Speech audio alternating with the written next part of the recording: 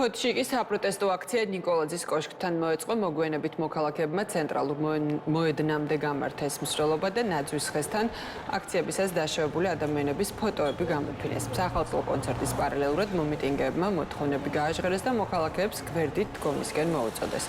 აქციის რამდენიმე მონაწილე ადგილზე მყოფ ადგილობრივი ხელისუფლების წარმომადგენლებთანაც მივიდა, იყო ხმაური და დაპირისპირება. ვითარება განმუხტეს სამართალდამცავები.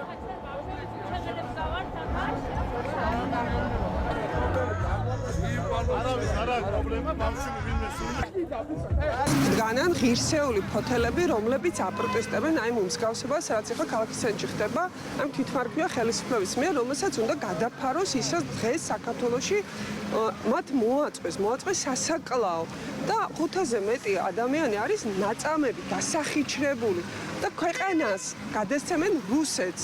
აი ამას ვაპროტესტებთ და დავდგებით მანამ, სანამ არ მივაღწევთ კონკრეტულ შედეგს. სირცხული ეს ყველაფერი რაც ხდება, ნორმალურ ქვეყანაში ასე არ უნდა ხდებოდეს.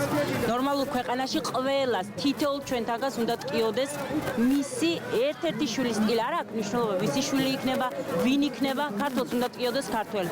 რასაც აქ სამწუხაროდ ვერ ვხედავ.